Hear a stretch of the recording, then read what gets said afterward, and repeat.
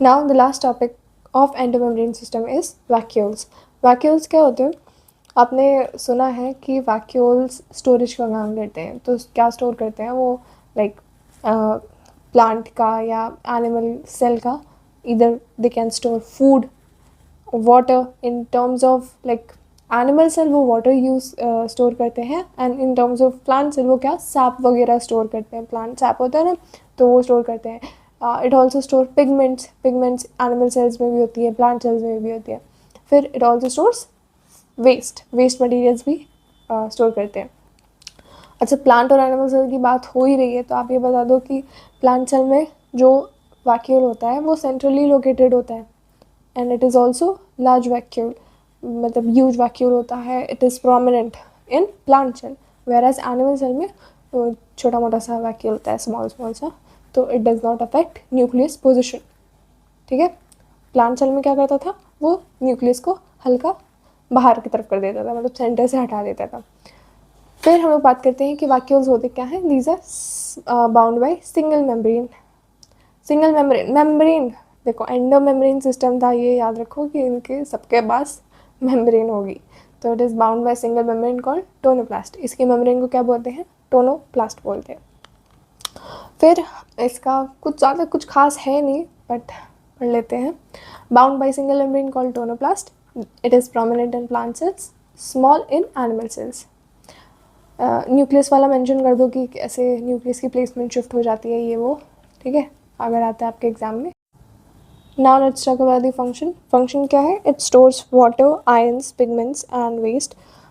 Water, in case of plant it is sap, like plant sap को store करता है। Then ions हो गए, पिगमेंट्स हो गए। पिगमेंट्स एनिमल्स में भी होते हैं, प्लांट्स में भी होते हैं, तो different types of pigment store करता है vacuole. And then also it stores waste.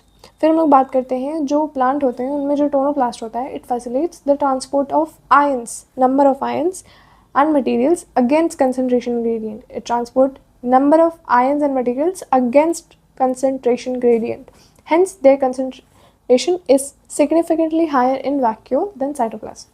तो देखो, जो वैक्यूल होते हैं प्लांट सेल में वो साइटोप्लाज्म में होते हैं। फर्स्ट ऑफ ऑल ये तो ये पता ही है सबको। तो ये जो वैक्यूल होते हैं, इनका जो मेम्ब्रेन होता है उसमें पंप लगे होते हैं। पंप जो काम कर रहे होते हैं एटीपी की वजह से, उनको एनर्जी चाहिए। क्या काम करना है उनको कि उनको ना मटेरियल्स को वैक्यूल के अंदर ले जाना है, क्योंकि मतलब अभी उनकी प्रेजेंटली अगर ज़रूरत नहीं है या कुछ ऐसा वेस्ट है या कुछ भी ऐसा चीज़ जो अभी करंटली ज़रूरत नहीं है, उसको उनको पंप करना है वैक्यूल के अंदर।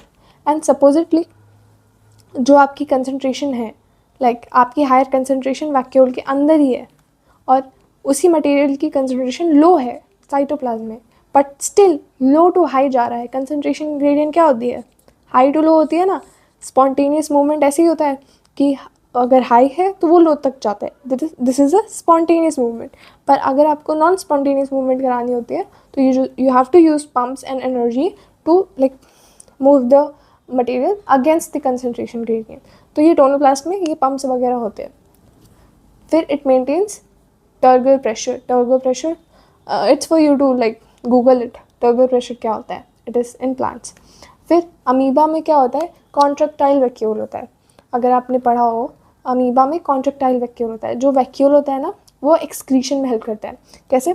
जो कॉन्ट्रैक्टाइल वर्ड से आपको समझ में आ रहा है, इट कॉन्ट्रैक्ट्स, मतलब वो ऐसे निचोड़ के सारा वेस्ट मटेरियल जो होता है सेल के बाहर निकाल देता है। It contractile, contracts, vacuole, it contracts and it is important for excretion.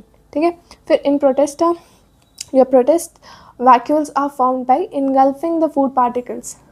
तो जैसे मैंने आपको बताया था कि जैसे लाइसोसोम्स बन रहे थे ना, सेकेंडरी लाइसोसोम्स फैगोसोम्स से मिलके, वैसे ही वैक्यूल्स बन जाते हैं जब फूड पार्टिकल्स को इनगल्फ कर लिया जाता है प्रोटेस्टा में। फिर उस जो वो फूड पार्टिकल्स के अराउंड मेम्ब्रेन बन जाती है और फिर जो भी नए पार्टिकल्स आते हैं वो भी इसी में ऐड ऑन होते रहते हैं।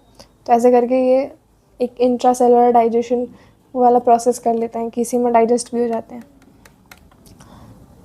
प्रोटेस्टा में। तो this was all about your vacuole.